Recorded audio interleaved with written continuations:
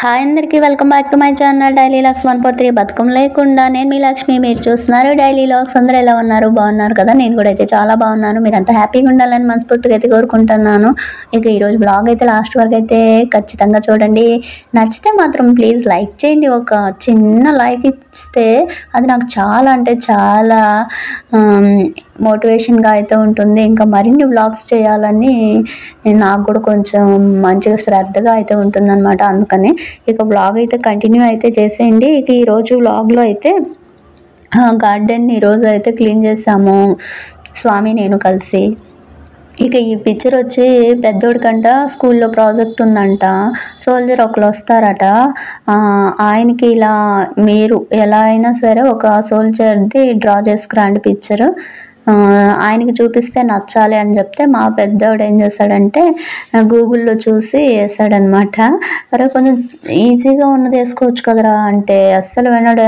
ఈజీగా ఉన్నది ఎవరైనా వేస్తారు, నువ్వే చెప్పావుగమ్మా, కష్టంగా ఉన్నది కూడా మనం ఇష్టంగా చేస్తే ఈజీ అయిద్దని, అందుకనే నేను ఇంత కష్టంగా ఉన్నది కూడా ఈజీగా ఇష్టంగా వేస్తాను చూడు అని చెప్పేసి వేసి చూపించాడు. పర్లా వాడు టాలెంట్ లాగా ఏమో నాకు అదేం అర్థం కాలేదు, కానీ బాగానే వేశాడని నాకు అనిపించింది. స్కూల్కి వెళ్ళాడుగా, వస్తాడుగా. రేపటి వీడియోలో ఏమన్నారో చెప్తాను. లాస్ట్ వీడియోలో నేను చెప్పాను కదా వాడికి ఆ రోజు February 26th ప్రాజెక్ట్ ఇచ్చారని చెప్పాను కదా. ఆ ప్రాజెక్ట్ ఏంటంటే రైతు ఇలా దున్నడం కాడి నుంచి ధాన్యం బస్తాలు ఎత్తే వరకు వేశాడు కదా. దాంట్లో ఒకటైతే త్రిషాలు ఏంటి ఈవిడికి ఏమైనా నడుము పట్టేసిందా ఏంటి, వంగున్నావిడ మళ్ళీ సరిగ్గా పైకి లెగవలేకపోయిందని చెప్పి జోకులేసారంట మేడం.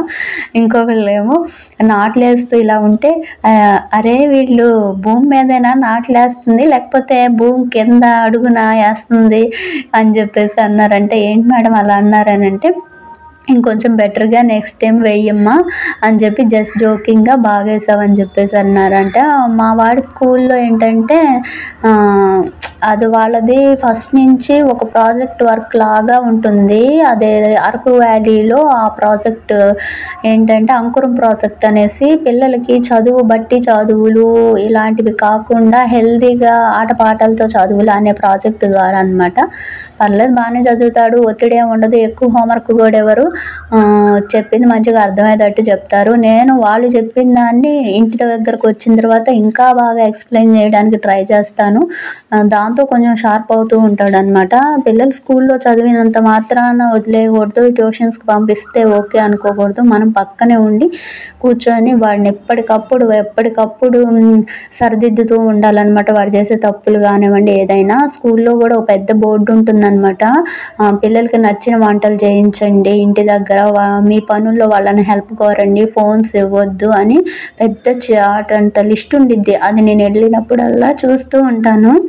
భలే మోటివేషన్గా ఉండిద్ది. పిల్లలకి రాత్రిపూట రామాయణ మహాభారతాలు చెప్పండి అని చెప్పేసి ఉదయాన్నే 5కి నిద్ర లేపి ఏంటంటే ఇలా యోగా ధ్యానం మీద ఇలాంటివి మీ పిల్లల చదువు పట్ల రోజుకు 1 గంటన్న శ్రద్ధ తీసుకోవడం ద్వారా వాళ్ళు జీవితంలో ఉన్నత స్థితికి వెళ్తారనేసి. ఇంకా వచ్చేసి ఏంటంటే 1 to 5 తరగతులు అనేవి అసలు చాలా ఫౌండేషన్ గట్టిగా ఉంటే వాళ్ళ చదువు బ్రైట్ ముందు చాలా బాగుంటుందని చెప్పేసి మా పెద్దోడు స్కూల్లో ఇలా రాసుంటుంది. అవన్నీ నిజం అనిపిస్తుంది. మనం ఉన్న బిజీ లైఫ్లో పిల్లల గురించి ఎక్కువ పట్టించుకోవట్లేదేమో అనేసి ఇలా ఆలోచిస్తూ ఉంటే అనిపించిద్ది అనేసి నేనేం చేస్తానంటే వాళ్ళ నాన్న పట్టించుకున్న వాళ్ళ నాన్నకు అస్సలు తీరుకుండదు. అందువల్ల నేను ఇప్పుడు చెప్పిన అన్ని పాయింట్స్ నేను టచ్ చేస్తాను. వాళ్ళకి రాత్రిపూట రామాయణం చెప్తాను, వాళ్ళతో కలిసి ఆడుకుంటాను, వాళ్ళ హోంవర్క్ నేనే దగ్గరుండి చెప్తాను, వాళ్ళ ట్యూషన్గా నేనే వాళ్ళకి మంచి ఫుడ్ హెల్తీగా. మళ్ళీ మా వాడి వాళ్ళ స్కూల్లో వంటలు అంటే ఇలా రెసిపీస్ కూడా చెప్తూ ఉంటారనమాట. ఆమ్లెట్ ఎలా వేయాలి, లెమన్ వాటర్ ఎలా చేయాలి, ఓఆర్ఎస్ ఎలా చేయాలి, ట్రై టు హోమ్ అనేసి చెప్తూ ఉంటారు అనమాట. మా వాడు వచ్చి ఇక్కడ ప్రయోగాలు అనేవి చేస్తూ ఉంటాడు. నేను ఏదేదో చెప్దాం అనుకున్నాను, ఈరోజు టాపిక్ వచ్చి పిల్లలదే అయిపోయింది. ఇక ఈరోజు వచ్చేసరికి అరటికాయ పులుసు అయితే చేశాననమాట. పిల్లలదే అనేసి ఎందుకంటే వాళ్ళే మన ఫ్యూచర్ అనమాట. మనం కన్న కలలు సాకారం అవ్వకపోవచ్చు, అవ్వచ్చు. కానీ వాళ్ళ ద్వారా ఇంకా చేసుకుంటే అదంతా భలే హ్యాపీగా అనిపిస్తూ ఉంటుంది నాకైతే మాత్రం. నేనేం పెద్దగా చదువుకోలేదు. మా పెద్దోడైతే బాగా చదువుతాడు. వాడిని మంచిగా చదివించాలనే నా తాపత్రయం అంతా. మా పెద్దోడు ఎట్లా బాగా చదువుతాడో వాడు చదివింది కాక చిన్నోడిని కూడా చదివిస్తాడు. వాడికి తెలిసినవి చెప్తాడు.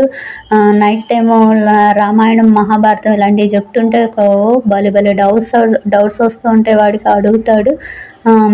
అలా వాడి నాలెడ్జ్ని ఇంప్రూవ్ చేయడానికి ట్రై చేస్తూ ఉంటానన్నమాట. ఇలా ఉన్న టైంలో ఏంటంటే మా పెద్దోడు 3 ఇయర్స్ ఉంటాయన్నమాట. ఇక ఒక్కడు చాలులే అని చెప్పేసి మేమేం చేసామంటే స్టాప్ చేసుకున్నాం. ఇప్పుడు పెరిగిన ఖర్చులు ఇవన్నీ ఉన్నాయి కదా, మనం పెంచలేమేమో, అసలే ఆస్తులు లేవు ఏం లేవు అని చెప్పేసి రెంట్ హౌసుల్లో ఉంటున్నాం. వచ్చేది తినడానికి, తక్కువ శాలరీ అని చెప్పి ఒక్కడితో స్టాప్ చేద్దాం అనేసి అనుకుంటే మా అత్తయ్య వాళ్ళు వీళ్ళు ఏమన్నారంటే పెంచేది మీరు కాబట్టి ఇక మేమేం చెప్పము, ఇంకొకరికి అనమనే మేము చెప్తాము. కాకపోతే ఏంటంటే అన్నీ మీరే చూసుకోవాలి కదా అన్నట్లుగా అయితే చెప్పారు. ఇక అయినా కానీ ఒకరికొకరు తోడుగా ఉంటారు కనమని అయితే చెప్పిందనమాట మా అత్తయ్య. ఇంకొకళ్ళు ఉంటే మంచిదని చెప్పి ఇక దాంతో మేము సెకండ్ది కూడా ప్లాన్ చేసుకుందాము అని చెప్పేసి అనుకుంటున్న టైంలో. ఎందుకంటే పెద్దోడికి 3 ఇయర్స్, 2 ఇయర్స్, 4 ఇయర్స్ వచ్చేదాకా మేము ఆటలే అన్నీ. ఇప్పుడు లాస్ట్ వీడియోలో చెప్పాను అనుకుంటా, దాగుడు మూతలు, ఇంకా క్రికెట్, ఎన్ని రకాల ఆటలు ఉంటాయో అన్ని రకాల ఆటలు స్వామి నేను సాయంత్రం 4 కాడి నుంచి 6 దాకా ఆడేవాళ్ళం పెద్దోడితో. అసలు వాడు రాకపోతే ఊరుకోడు. ల్యాప్టాప్ పక్కన పడేసి వాడి కోసం వచ్చి ఆడేవాళ్ళం. పక్కింటి ఆంటీ వాళ్ళు అంటారు, ఎన్నాళ్ళు ఇలా ఆడతారు, వాడు పెద్దోడైపోతున్నా అంటే కొంచెం పెద్ద అవుతున్నాడు కదా, ఇక అలానే అలవాటు అయిపోతాడు.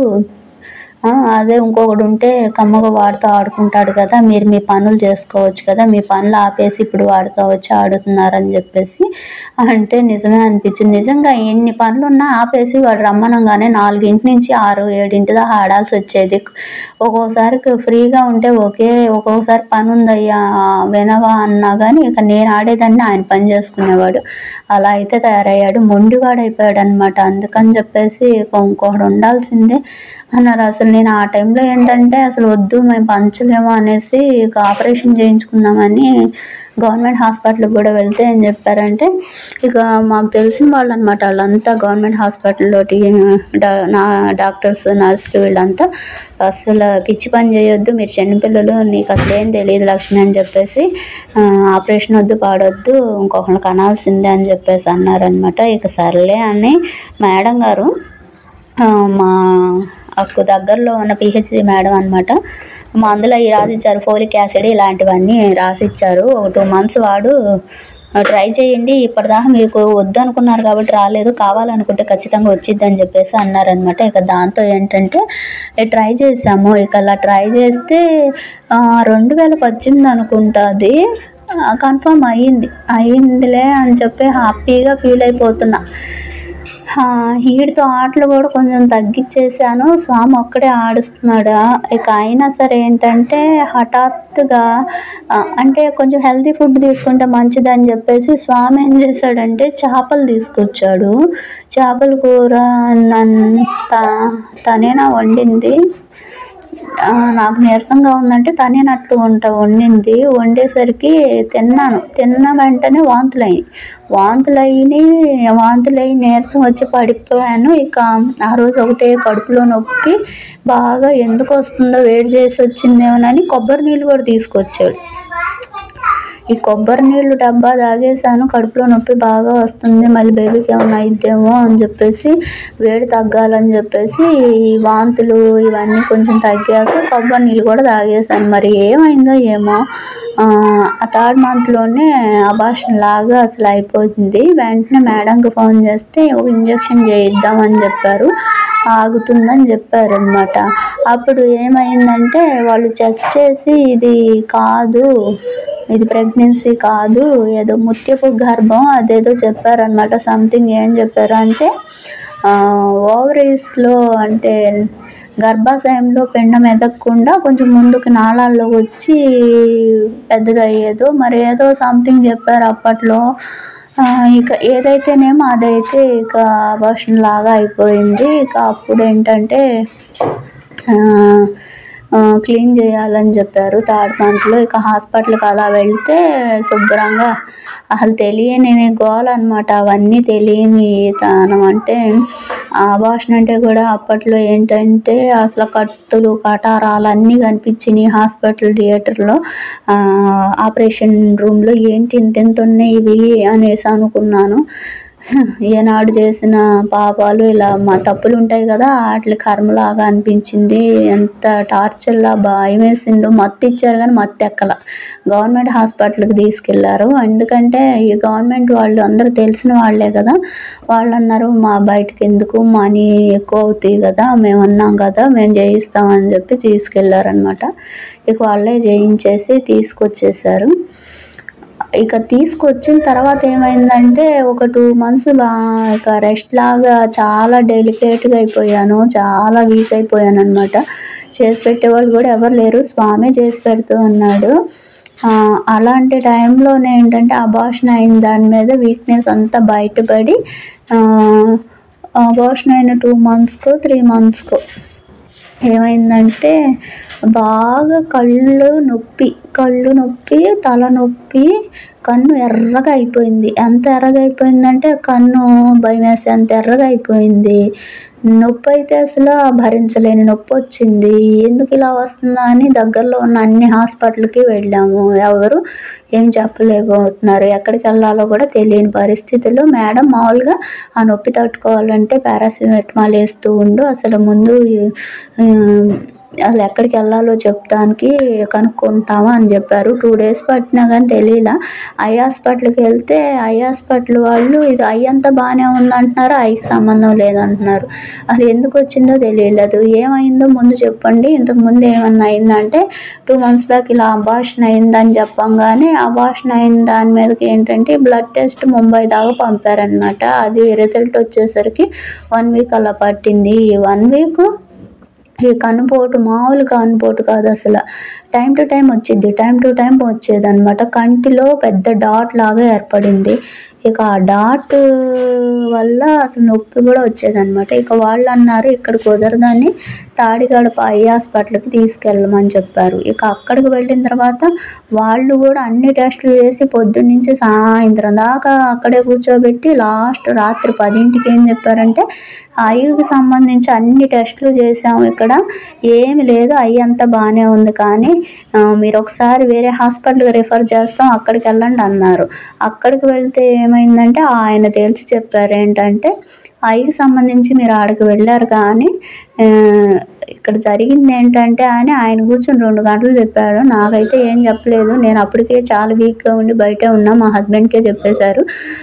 ఫైనల్లీ ఏంటంటే బ్లడ్ అంతా స్పాయిల్ అయిపోయిందని చెప్పేసి ఇన్ఫెక్షన్ వచ్చిందని చెప్పారు.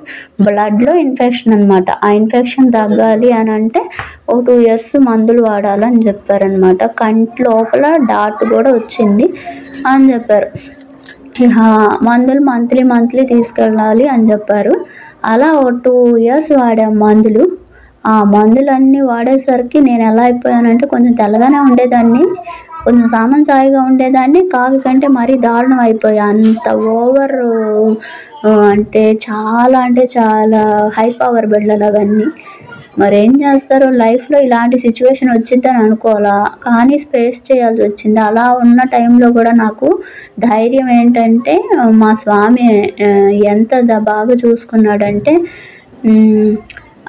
డాక్టర్స్ కూడా ఏమన్నారంటే అసలు నీకు ఎంత లక్కీ పర్సన్ అంటే నువ్వు ఇలాంటి ఇది ఎవరికో గాను ఒకరికి వస్తుంది, ఆ వచ్చిన వాళ్ళకి కూడా వచ్చిందని కూడా తెలియదు, లాస్ట్ స్టేజ్ దాకా తెలియదంట, అసలు జబ్బును గుర్తుపట్టడానికి కూడా తెలియలాగా ఉందన్నమాట. నీకు కనిపెట్టేశాం అని చెప్పేసి లక్కీ పర్సన్వి నువ్వు అని చెప్పి మందులు వాడామంటే ఇంకేం ఉండదని చెప్పారు.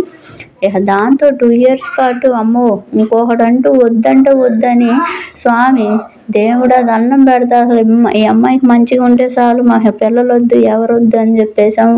ఒక్కడిని జాగ్రత్తగా చేసుకుంటాం అనుకొని ఇక దేవుడికి దండం పెట్టుకొని వదిలేసామన్నమాట. ఇంకా పిల్లలు వద్దు ఏం వద్దు. అందుకనే మా పెద్దోడికి 5 ఇయర్స్ వచ్చేదాకా మేము మళ్ళీ ప్రెగ్నెన్సీ జోలికి అయితే వెళ్ళలేదు. అసలు వద్దు ఇక అసలు వద్దంటే వద్దనేసి అనుకొని డిసైడ్ అయిపోయిన మ్యాటర్ అది. ఇక వాడొక్కడు చాలు, వాడిని ఒక్కడనే పెంచుకుందాము, వాడికి మంచిగా చదువు చెప్పించుకొని వాడికి ఏమన్నా విద్య మంచిగా చెప్పి రూపాయి ఏమైనా సంపాదించుకొని వాడికి ఇస్తే చాలే అనుకుంటూ ఉన్నాం అనమాట. ఇక పిల్లల ఆలోచనే లేదు మాకు.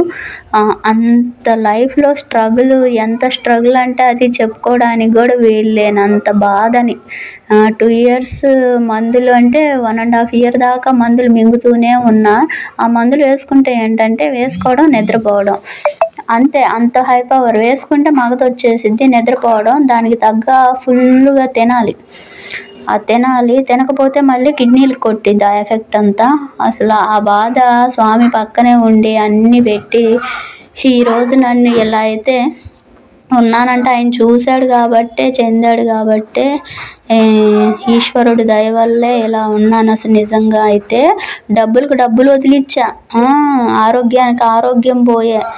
ఎందుకు అనేసి వెనక్కి తిరిగి ఆలోచిస్తే ఎందుకు వచ్చిందో కూడా తెలియదు. అది ఏంటంటే ఇమ్యూనిటీ బాగా డౌన్ అయిపోయింది అబార్షన్ అయినప్పుడు. అందులోనూ గవర్నమెంట్ హాస్పిటల్లో చేస్తే సరిగ్గా క్లీన్ చేశారో లేదో తెలియదు. అప్పటికి మేము కనుక్కున్నాము, అందరికీ చేశారు, అందరు బాగానే ఉన్నారు, నీకే బాగాలేదని అంటే ఇప్పుడు మనం ఎవరిని తప్పు పట్టడానికి మన కర్మ, మన టైం బాగోలేదు అంతే. ఇక ఏం చేస్తాం, చెప్పినా ఎవరికి ఏమీ చేయలేని స్థితి. ఇక వచ్చింది అనుభవించేశాను. ఏదైతే తప్పు ఏదో చేసుంటానో ఆ తప్పుకు ప్రాయశ్చిత్తంగా 1.5 ఇయర్ మందులు మింగి శరీరాన్ని గొల్ల చేసి పడేసి అట్లా అయిపోయిందనమాట. అందుకని నాకు పిల్లలు, ఈ ప్రెగ్నెన్సీ, అబార్షన్లు అయిపోయేదాకా నేను బయట సంపాదించాలి, జాబులు చేయాలి అన్న ఆప్షన్ అస్సలు లేనే లేదు నాకు. ఎందుకంటే ఈ సిరీస్ అయిపోయిన తర్వాత ఏదైనా చేసుకోవాలి అనేసి అప్పుడే అనుకున్నాను. అవి చాలా కష్టం, పైకి బాగున్నట్టుగానే అనిపించిద్ది అసలు, కానీ చాలా చాలా టఫ్. అది పేరెంట్స్ సపోర్ట్ 2 వైపులా ఉంటేనే కష్టంగా ఉండిద్ది. అలాంటిది ఎవ్వరు ఏమి చూడకుండా మాకు మేము చేసుకొని మాకు మేము చూసుకోవడం ద్వారా ఏమో నాకు బాగా భయం వేసినట్టుగా అయిపోయింది. ఇక అది మ్యాటర్. అయితే ఇక మా చిన్నోడు ప్రెగ్నెన్సీ ఎలా వచ్చిందనేది ఈసారి మళ్ళీ నెక్స్ట్ టైం ఎప్పుడన్నా షేర్ చేస్తాను ఫ్రెండ్స్. ఇక చూడండి, మా వాడు ఈరోజు ఆమ్లెట్ ట్రై చేస్తున్నాడు. మా చిన్నోడిని రుద్ర నా కళ్ళలో మంటగా ఉందిరా అంటే ఆ నాన్న కళ్ళజోడు తీసుకొచ్చి అన్నయ్యకి పెట్టేశాడు. వీళ్ళిద్దరు కలిసి ఆమ్లెట్ అయితే వేశారు, బాగానే ఉంది ఇద్దరు కూడా భోజనం కూడా. ఇక నేను పెట్టేశాను, ఆమ్లెట్ నంచుకొని తినేసేసాము. వ్లాగ్ అయితే ఇది ఫ్రెండ్స్. ఏమైనా అర్థమైనట్టుగా ఉందా? ఏదేదో చెప్పేశానా? మనం ఎన్నో అనుకుంటాము, ఏదో ఇప్పుడు అనారోగ్యం రాకముందో హ్యాపీగా ఉన్నప్పుడు బాగున్నాంలే అనుకుంటాం. ఎప్పుడు ఏం జరుగుతుందో తెలియదు ఎటు నుంచి. సో ఎప్పుడు కూడా ఈశ్వరుణ్ణి నమ్ముకొని ఉండడమే బెటర్ ఏమో. లేకపోతే ఆయన కనుక లేకపోతే అమ్మో నేను అసలు ఇప్పుడు ఇట్లా ఉండేదాన్నే నేను కాదేమో అనిపిస్తుంది. అంత డేంజర్ నుంచి బయటపడ్డాను. ఏ జన్మలో చేసుకున్న పుణ్యము, నా బిడ్డ, నా మొగుడు అన్నట్టు మా హస్బెండ్ చేసిన పుణ్యమే నన్ను ఇలా నుంచోబెట్టింది. కానీ లేకపోతే అసలు కష్టం వచ్చిన దానికంటే ఆ కష్టాన్ని